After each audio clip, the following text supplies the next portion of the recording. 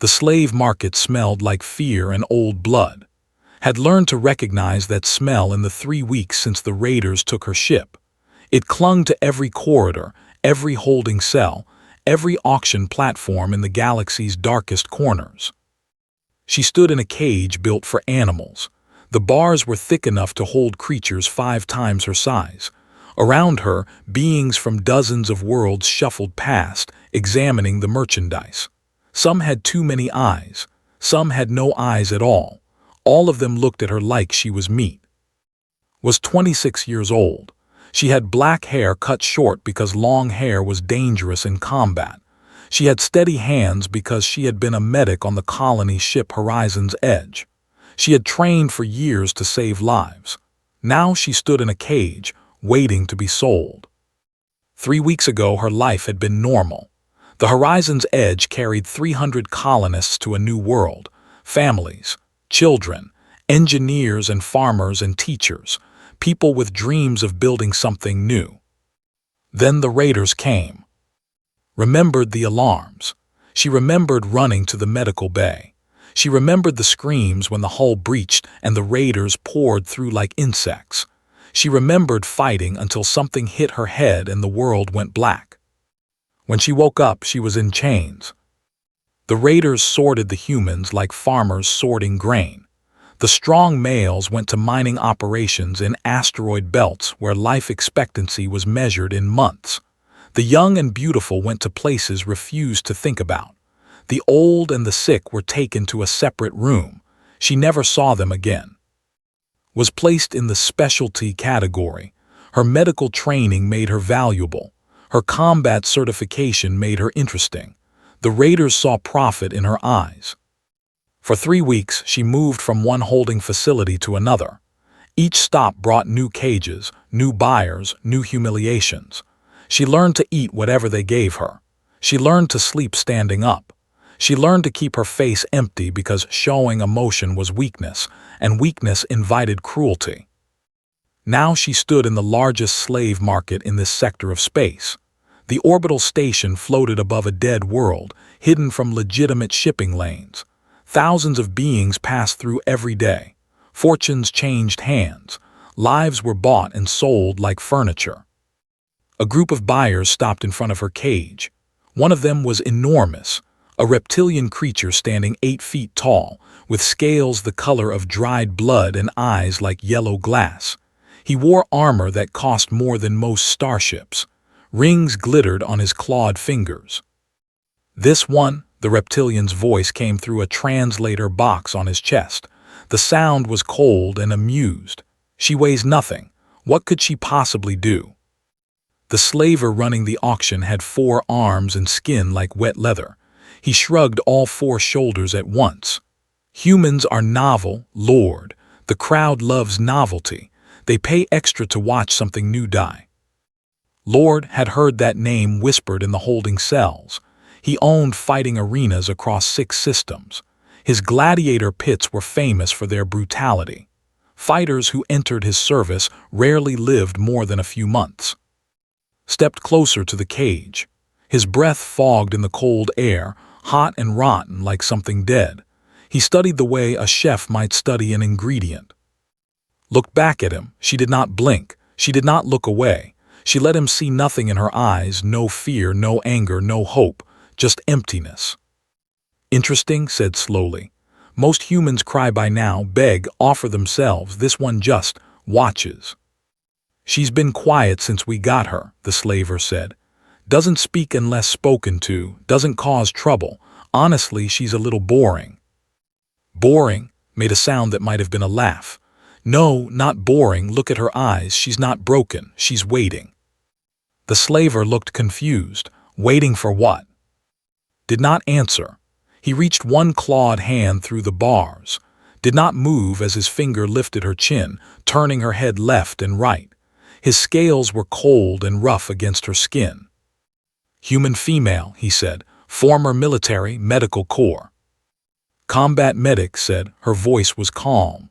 Colony ship Horizon's Edge, 300 civilians. What happened to them? The slaver made a nervous sound.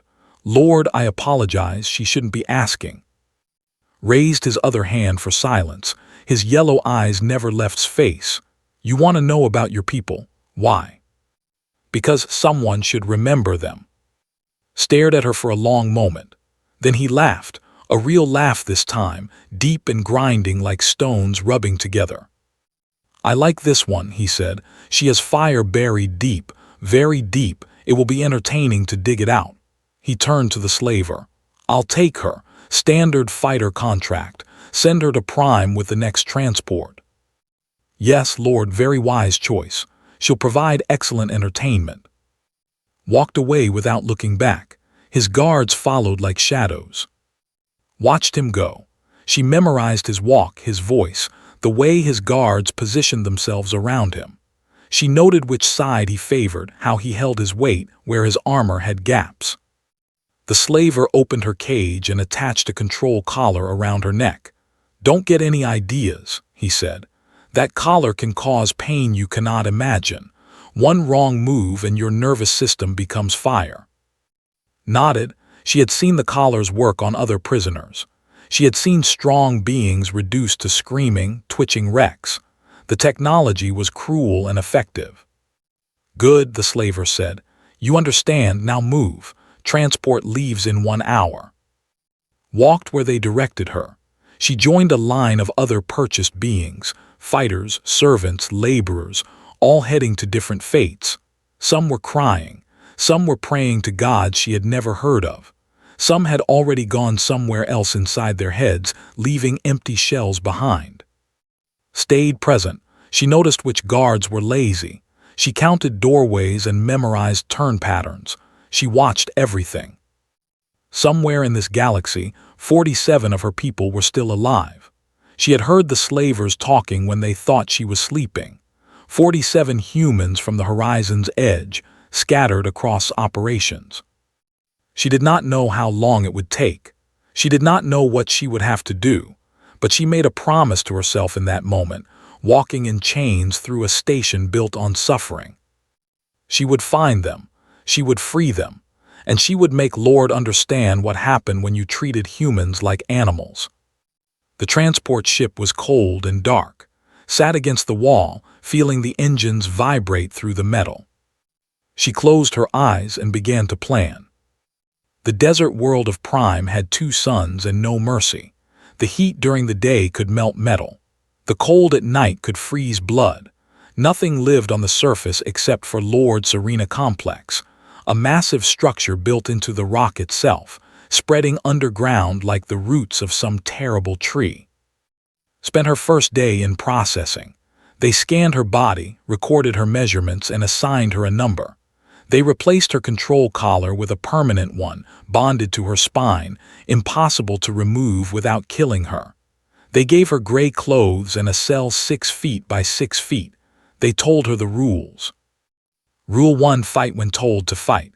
Rule 2, train when told to train. Rule 3, obey or suffer. There were no other rules. Her handler was a human man named. He was 40 years old but looked 60. His left arm ended just below the elbow and he walked with a bad limp. His face was a map of scars, some from blades, some from claws, some from burns. 11 years, he told her on the first day. That's how long I've been here, longest any human has survived in pits. They sat in the common area where fighters ate their meals. The food was gray paste that tasted like nothing. It kept them alive. That was all it needed to do. How asked. Smiled with teeth that were mostly fake. By being useful, I stopped winning fights after they took my arm, but I know things. I know which fighters are dangerous. I know which guards can be bribed. I know how to keep new fighters alive long enough to be profitable. He looked at her carefully. Likes me. That's why I'm still breathing. And why are you telling me this?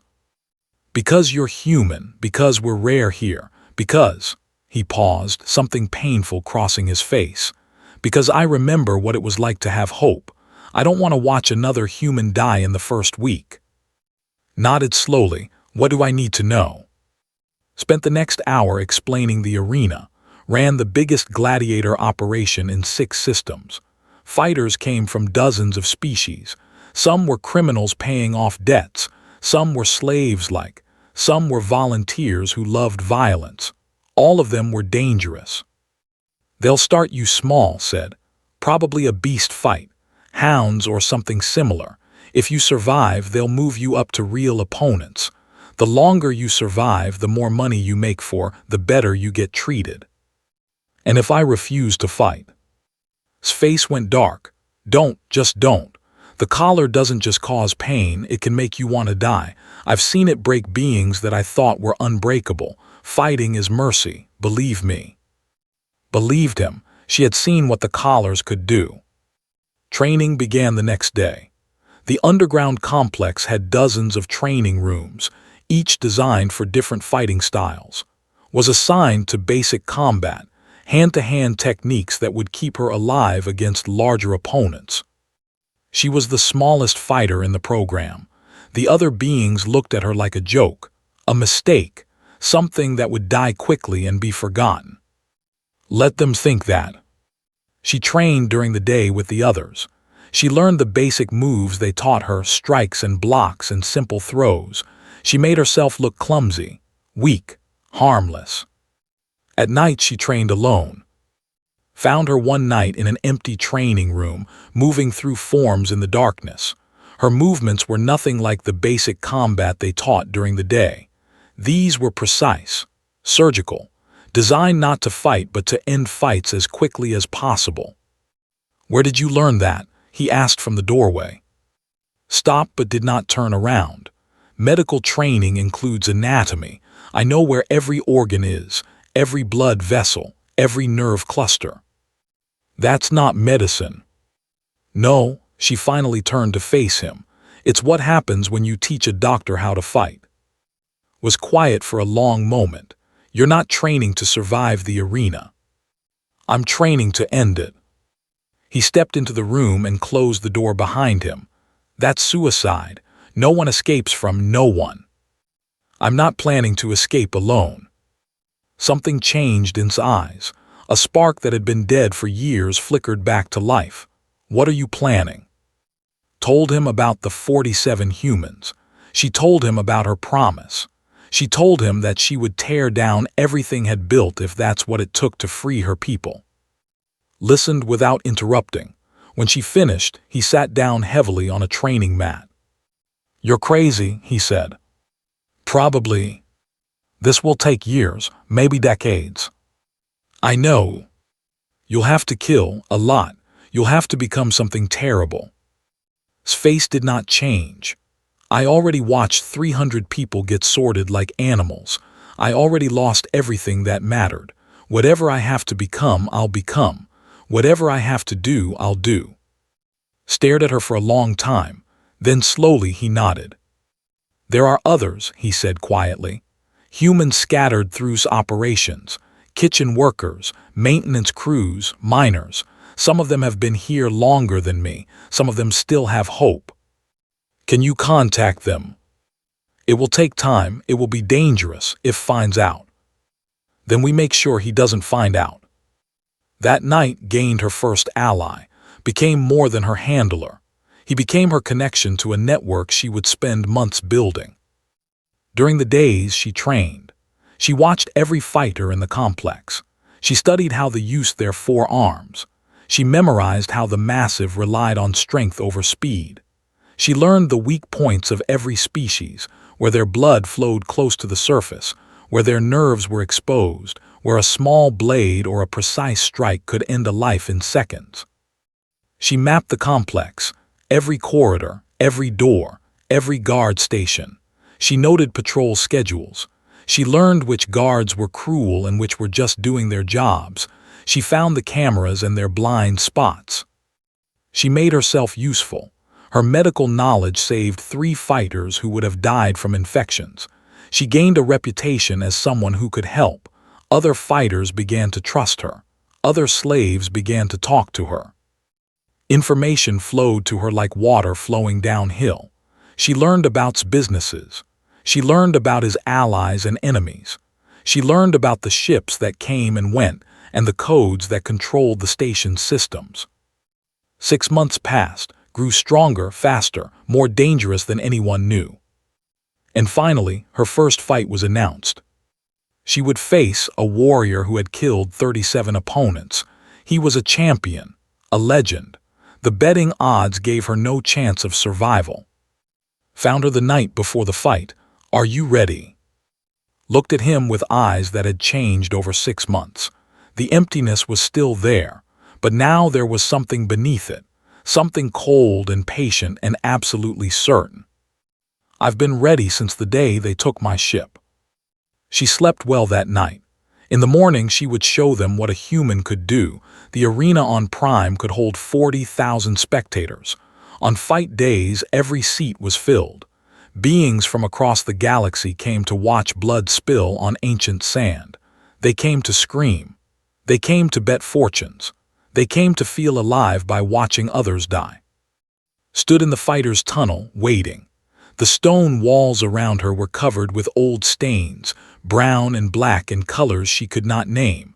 Thousands of fighters had walked this path before her. Most of them never walked back. The noise from above was like thunder. 40,000 voices merged into a single roar of anticipation. The vibrations traveled through the floor and into her bones. A guard stood nearby, watching her with bored eyes. "Nervous?" he asked. Did not answer. She was counting her heartbeats, 62 per minute, calm, controlled. Had told her everything about her opponent. He was of a species built like living tanks, 8 feet tall, 400 pounds of muscle covered by natural armor plates. His kind evolved on a heavy gravity world where everything was trying to kill everything else. They were strong enough to crush stone with their bare hands. They were fast enough to catch thrown spears. They were almost impossible to hurt without heavy weapons. Had been fighting in arenas for 20 years. He had killed 37 opponents in Lord's Pits alone. Before that, he had killed dozens more in other arenas across the galaxy. Some people said he had forgotten how to do anything except kill. The betting boards gave a survival chance of 3%. Not a chance of winning, just a chance of surviving more than 1 minute. The horn sounded. The gate in front of her began to rise. Walked forward into the light. The arena floor was a circle of packed sand, 200 feet across. The afternoon suns blazed down from a sky that was the color of rust. The crowd surrounded the arena in rising tiers of seats, a wall of screaming faces and waving appendages. In the center of the arena was already waiting. He was even bigger than had imagined. His gray skin was covered with plates of natural armor. His arms were as thick as her entire body. His hands had 3 fingers each, and every finger ended in a claw that could tear through metal. He smiled when he saw her. His mouth was full of flat teeth designed for crushing bone. Lord's voice boomed from speakers mounted around the arena. "Citizens of the galaxy, welcome to today's special event. In this corner, our undefeated champion, THULL the Destroyer." The crowd screamed, raised his arms, and the screaming grew louder. And his opponent, a novelty from the far reaches of known space, a human female. The crowd laughed. Some of them threw things into the arena, food wrappers, empty drink containers, garbage. The message was clear. They did not expect entertainment from this fight. They expected a quick execution. Walked to the center of the arena. Sand crunched beneath her bare feet. The heat from the suns pressed down on her like a weight. Looked down at her. His eyes were small and black, like stones pressed into clay. "Little thing," he said. His voice was deep and grinding. "I will try to make this quick, less painful that way." "You don't have to do this," said. "You could walk away." Laughed. The sound was like rocks tumbling down a mountain. "Walk away, from glory, from victory. You are funny, little human. I almost feel bad about crushing you." Looked up at Lord's private viewing box. The reptilian warlord sat on a throne of black metal, surrounded by guards and servants. He raised a glass in mocking salute. She turned back too. "Stop," she said. "Just one word, clear and calm." His laughter died. He stared at her with confusion. What? Stop, walk away. This is your only chance. The arena went quiet. 40,000 beings held their breath, not sure what they were watching. Some of them started laughing again. A human telling a champion to surrender. It was absurd. It was hilarious. His confusion turned to anger. You dare tell me to surrender. I have killed beings that could destroy worlds. I have fought monsters and warriors and champions. And you, a tiny, soft, weak human, you tell me to stop. He stepped forward, his massive body casting a shadow over her. I will break every bone in your body, he growled. I will make you scream until your voice is gone. I will. The horn sounded. The fight began. Swung his fist. It was fast, much faster than something that big should be able to move. The blow would have crushed the skull, would have ended the fight in 1 second. But was not there. She moved like water flowing around a stone. His fist passed through empty air. She stepped inside his reach, into the space where his arms could not easily strike. What happened next took 4 seconds. First, she struck his throat, not the front, where his armor plates protected him, but the side, a precise blow to a nerve cluster that controlled his arm movements, had told her about this weakness. Evolved armor everywhere except a small spot where 3 nerves met. No one attacked there because no one was fast enough to find it in combat. Was fast enough. His arms went limp, his eyes went wide with shock. Second, before he could recover, she drove her fingers into the soft tissue beneath his left armpit. Another weakness, a gap in his armor where a major blood vessel passed close to the surface. She knew exactly where to strike. She had studied anatomy for months. Blood sprayed across the sand. Third, stumbled. His legs were still working, but his brain was starting to panic. He tried to step back to create distance, to understand what was happening. Swept his legs, it should have been impossible. He weighed 400 pounds and she weighed barely 120, but his balance was broken. His body was in shock. Physics did the rest. Fourth, fell. He hit the sand like a tree falling in a forest. Rode him down, her hand pressed against the wound in his armpit, feeling his heartbeat grow weaker with each passing second. Stared up at her. His black eyes were full of something he had never felt before. Fear. What are you? He whispered. I gave you a chance, said quietly. You should have taken it. The light went out of his eyes. His body relaxed. His last breath escaped in a long, rattling sigh. Silence filled the arena. 40,000 beings sat in absolute stillness. No one moved. No one spoke. No one could process what they had just seen. A human, a tiny, soft, weak human, had just killed an undefeated champion in 4 seconds. Then Lord began to laugh. His laughter broke the silence like a stone breaking glass. It echoed through the arena, cold and delighted. Wonderful, he roared. Magnificent, did you see that? Did you see that? The crowd erupted, not in anger, in excitement. They had come expecting a quick execution. Instead, they had witnessed something impossible, something they would talk about for years. Stood up slowly. His blood covered her hands and stained the sand around her feet. She looked up at its box. The reptilian warlord was standing now, leaning forward against the railing. You, he said, his voice carrying across the arena, you are going to make me very, very wealthy. Said nothing. She turned and walked back toward the fighter's tunnel. The crowd screamed her name, or tried to. They did not know her name yet. They called her the human and the little one and other things in languages she did not understand. Was waiting in the tunnel. His face was pale. 4 seconds, he said. You killed in 4 seconds. He should have stopped. Grabbed her arm. Do you understand what you've done? You're not a joke anymore. You're valuable. We'll protect you. He'll give you privileges, access. Nodded slowly. I know. This is the beginning, isn't it? She looked at him with eyes that held no mercy. No, she said. The beginning was the day they took my ship. This is just the next step. She walked past him toward the medical station. She would need to clean up. She would need to rest. Tomorrow she would start building her network.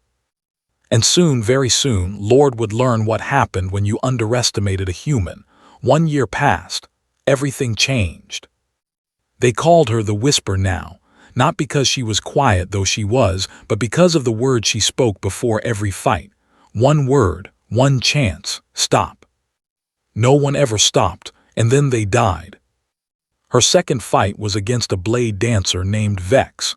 There were beings with 4 arms and reflections so fast that they could deflect laser fire with handheld blades. Vex had never lost a match. She moved like lightning and cut like razors. Killed her in 12 seconds. She waited for the to attack, then stepped inside the arc of her blades and struck 3 pressure points in sequence. Vex's nervous system locked up. She was dead before she hit the ground. Her third fight was against twin Yeel brothers who fought as a team. The Yeel were serpentine creatures, 15 feet long, with venomous fangs and bodies that could crush metal. The twins had killed 18 fighters together. Killed them both in 31 seconds. She used their own teamwork against them, positioning herself so that when one struck, he blocked his brother's line of attack. Then she found the soft spot behind their skull plates and ended them both with strikes that looked gentle but destroyed the delicate structures beneath. Her 5th fight, her 10th fight, her 20th fight. Each victory brought more fame. Broadcasts of her matches were watched across 12 systems. Beings who had never heard of Earth now knew the name, the Whisper. They came from distant worlds to see the tiny human who killed giants. Lord was delighted. Every fight made him richer. Betting pools grew larger. Merchandise sold faster. His arena became the most popular entertainment destination in the sector. And with fame came privileges. Cell became a room. Her gray clothes became training suits of better quality. She gained access to the station's recreational areas, its information terminals, its communication systems. She used every advantage. The network grew slowly, carefully, one contact at a time. First came the other humans, knew where they were scattered across Empire like seeds in the wind, kitchen workers on the station, maintenance crews on mining vessels, servants in households, fighters in smaller arenas. Sent messages through trusted channels, simple messages. Remember who you are, help is coming. Some did not respond. They had given up hope long ago, but others responded, quietly, carefully. They passed information up the chain, guard schedules, security codes, weapon locations, ship manifests. A woman named worked in his household as a cleaner. She mapped every corridor of his private residence. She noted which doors had locks and which guards could be bribed. A man named worked in the mining operation on Prime's moon. He reported on the ships that came and went, their crew sizes, their weapon systems. A teenager named had been taken from the horizon's edge when she was only 15. Now 17, she worked in the communications center, routing messages across network. She learned to copy data without leaving traces.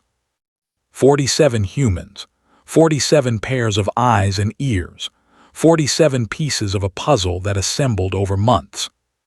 She made allies among other species too. A fighter named who hated what the arenas had made him. A Yeel mechanic who had seen her own family sold into slavery. A guard who owed his life after she saved him from a heart failure using techniques the station's medical staff did not know. The guard's name was Bora. He was human, captured from a colony ship 20 years ago, raised in service, loyal until showed him what loyalty to monsters really meant. I was 8 when they took me, Bora told her one night.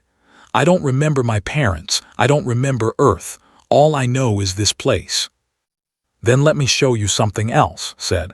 Let me show you what we could be. Bora gave her security codes, override commands, maps of systems that only guards could access. He risked his life every time they spoke. he did it anyway. The fights continued. Each one was a performance. Each one was a message. Her 40th match was against a cybernetically enhanced mercenary named. Half his body was machine. His skull was reinforced with metal plates. His arms could punch through starship hulls. "They say you always give your enemies a chance to surrender," said before the fight. "Why?" Looked at him with steady eyes. "Because I'm not a monster. I don't want to kill anyone, but I will if I have to." "And you think I'll surrender, me?" "No, but I always ask." "Stop," she said when the horn sounded. He did not stop. He charged at her with mechanical speed, his enhanced body moving faster than any organic being could match. Had spent 3 months studying cybernetic implants. She knew that enhancements required organic controllers, small biological processors that connected machine to flesh. She knew where they were located. She knew which ones were critical. The fight lasted 8 seconds. Fell, his mechanical systems locked up, his organic brain unable to process the signals from his now useless implants. "You knew," he whispered before he died. "You knew exactly what to do." "I always know," said. "I always study. That's what humans do. We learn, we adapt, we overcome." The crowd screamed her name. The whisper, the whisper, the whisper. In his private box, Lord smiled. He saw only profits, only entertainment, only a valuable asset that would make him rich for years to come. He did not see the weapon being forged beneath his nose. 1 year after her first fight, sat in her room with. A map of the station was spread between them, hand-drawn, detailed, complete. "It's time," she said. Looked at the map. He looked at the notes covering every surface of her room, guard rotations, security codes, weapon locations, escape routes. "Are you sure if we fail?" "We won't fail." "How can you be certain?" Thought about the past year. The fights, the deaths, the blood she had spilled to reach this moment. She thought about the 47 humans waiting for her signal. She thought about the horizon's edge and the 300 people who deserve to be remembered. "Because I've been planning this since the day they put me in chains," she said. "Every fight was training. Every victory was a step. Every connection was a weapon. Thinks I'm his prize fighter. He doesn't understand that every match I won made me stronger. Not just physically, stronger in the ways that matter. I know his systems. I know his people. I know his weaknesses." She stood up and walked to the window. Outside, the desert stretched to the horizon under red-tinted skis. Tomorrow is the anniversary celebration, the biggest event of the year. Every crime lord and slaver in the sector will be here, will put me in the main event against his greatest champion. Rax said quietly, "The engineered killer." "Yes, a super soldier designed specifically to kill humans. Thinks it will be good entertainment."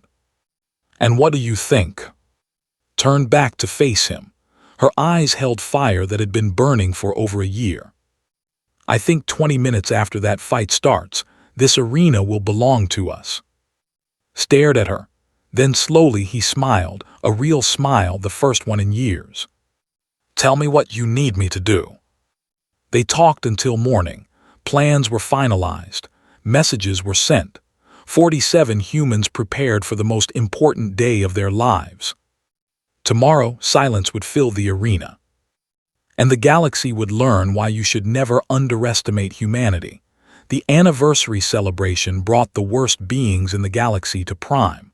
They came in private ships and armored transports, crime lords from a dozen systems, slavers who traded in flesh across the galaxy, corrupt officials who took bribes to look away from suffering. They filled the VIP boxes and drank expensive liquors. They bet fortunes on fights and laughed at death. They were the powerful, the wealthy, the untouchable. Today, they would learn how wrong they were. Stood in the fighter's tunnel for the last time. The crowd above was the largest ever, 50,000 spectators packed into every seat, with billions more watching on broadcasts across known space. She wore simple fighting clothes. She carried no weapons. She looked like what everyone expected, a small human woman about to face impossible odds. In her ear, a tiny communication device connected her to, and the network they had built. "Everyone is in position," whispered. "Kitchen teams ready, maintenance teams ready, communications locked down, waiting for your signal." "Wait for the lights," replied. "When the lights go out, move." "Understood," and "Yes. Whatever happens, thank you for giving us hope again." Did not respond. The gate was rising. It was time. She walked into the arena. The crowd roared, the whisper, the whisper. Her name echoed off the walls, mixed with screams of excitement and anticipation. This was the main event, the moment everyone had been waiting for. Lord's voice filled the arena. "Citizens of the galaxy, welcome to our greatest celebration. Tonight's main event, a battle that will be remembered forever." The crowd screamed louder. "In this corner, our beloved champion," the whisper raised her hand. The crowd exploded with noise. "And her opponent, created in the finest genetic laboratories, designed for one purpose, engineered to be the ultimate killer, RAX the Destroyer." A gate opened on the opposite side of the arena. Something walked out of the darkness. Rax was 9 feet tall. His body was perfect, muscles designed by scientists, bones reinforced with engineered materials, reflexes enhanced beyond natural limits. His skin was pale and smooth, unmarked by scars because nothing had ever managed to hurt him. His eyes were red, genetic modification that gave him perfect vision in any light. He had been created to kill humans. Every part of his body was optimized to fight, to hurt, to destroy beings like. He was a secret weapon, saved for this moment. "Little human," Rax said as he approached. His voice was smooth and cold. "I have studied every one of your fights. I know your tricks. I know your techniques. You cannot surprise me." Looked up at him. "Then you know what I'm going to say." "Yes, you're going to tell me to stop," he smiled. "I won't." "I know." "Then why do you bother?" Glanced up its box. The reptilian warlord sat on his throne, surrounded by the most powerful criminals in the sector. They were all watching, all waiting, all certain they were about to see the whisper finally fall. "Because," said, turning back to Rax, "someone should always have a choice, even you." "I chose this," Rax said. "I chose to be perfect, I chose to be a weapon, and I choose to kill you." "Then I'm sorry." The horn sounded. Rax moved. He was faster than anything had ever faced, a blur of engineered perfection, closing the distance between them in a fraction of a second. His fist came down like a hammer, but was already moving. Not away, toward him, into the space where his arm was extended, where his balance was committed, where his perfect body was briefly vulnerable. She had studied engineered soldiers for 6 months. She knew their weaknesses. They were designed to fight other enhanced beings, strong, fast, predictable. They were not designed to fight someone who moved like water, who struck at angles that seemed impossible, who attacked targets that no reasonable fighter would know existed. Her first strike hit his neck, not the front, but a specific vertebra that controlled his right arm's neural pathways. His arm went numb. Her second strike hit his knee, a joint that was reinforced against frontal assault but weak against precisely angled lateral pressure. His leg buckled. Her third strike hit his temple, the one spot on his reinforced skull where the bone was slightly thinner, where a precise blow could cause the brain to impact against the inner surface. 9 seconds, Rax fell. He was still alive, barely. His red eyes stared up at her with something that might have been shock. "I am impossible," he whispered. "I'm perfect. I was designed." "You were designed by people who didn't understand humans," said. "You were built to be the best weapon, but we've been fighting things stronger than us since we lived in caves. We learned that survival isn't about being the strongest. It's about being the..."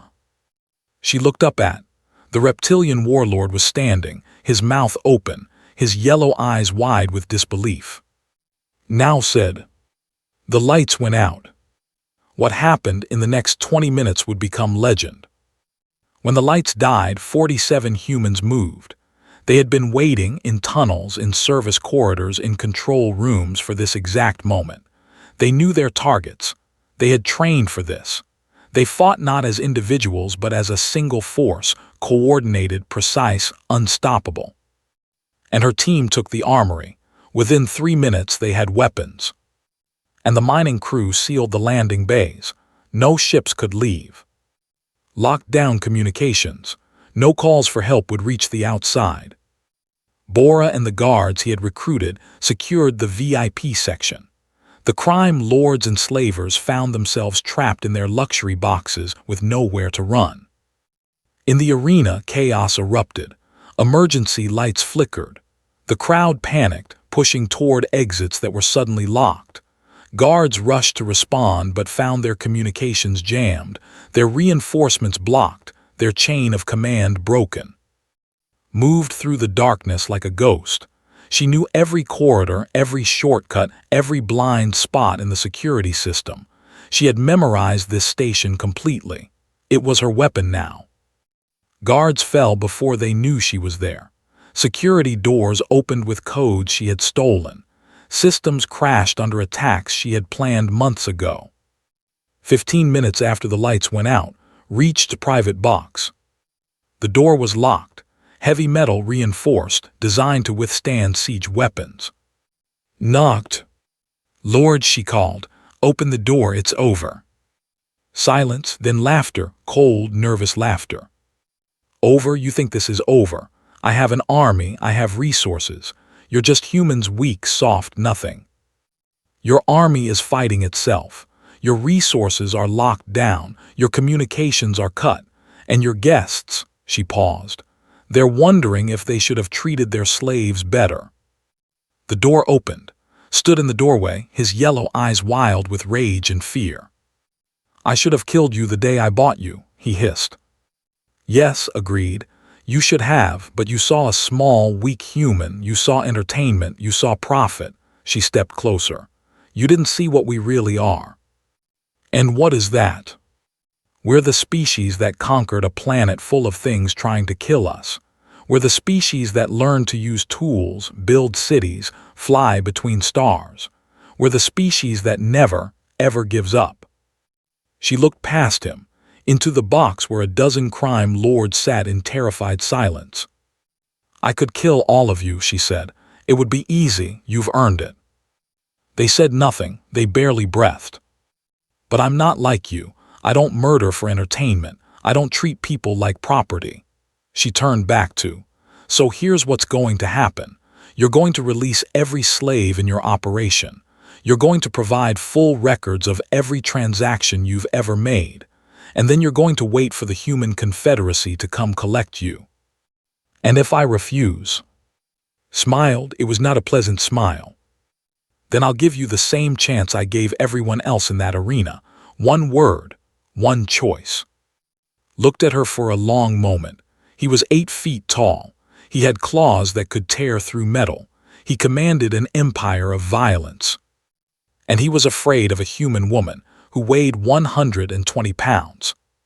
Fine, he said, you win. 20 minutes after the lights went out, the fighting was over. The rescue ships from the human confederacy arrived 3 days later. They found 47 humans in control of the largest slave operation in the sector. They found hundreds of freed slaves from dozens of species. They found Lord in a cage meant for livestock. They found standing at the main viewport, watching the rescue shuttles arrive. Commander of the HCS Retribution approached her carefully. He had read the reports. He knew what this small woman had accomplished. The records you provided, he said. They contain enough evidence to prosecute slave operations across 12 systems. You've done more damage to the trade in one night than our military has done in years. Good. The reports also say you gave them a chance to stop. Every fight, every enemy. You always offered them a choice. watched a shuttle dock. Through its windows she could see children, human children waiting to go home. "I always give them one chance," she said. "It's more than they gave us." Was quiet for a moment. "What will you do now? The Confederacy could use someone like you. Military, intelligence, whatever you want." Thought about it. She thought about the horizon's edge, about the 300 people who deserved to be remembered, about the 47 who had fought beside her and the hundreds more who were finally free. "I'm going to find my people," she said. "The ones who were taken to other systems, the ones still waiting to be saved. That could take years." "I know." She turned to face him. Her eyes were calm now, the fire still there but controlled. "But someone has to do it. Someone has to remember. Someone has to show the galaxy that humanity isn't just something to buy and sell."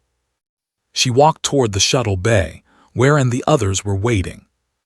Behind her, silence filled the arena, the silence of an empire that had fallen, of a lesson that had been learned, of a word that had finally been heard. Stop. Some things in the galaxy should never be started. The humans were here to make sure everyone understood that. And somewhere in the vast darkness between stars, a message was spreading, a whisper that grew into a roar. They laughed when she said stop. They stopped laughing 20 minutes later, and across the galaxy, humanity smiled, because now everyone knew what happened when you didn't listen. The end.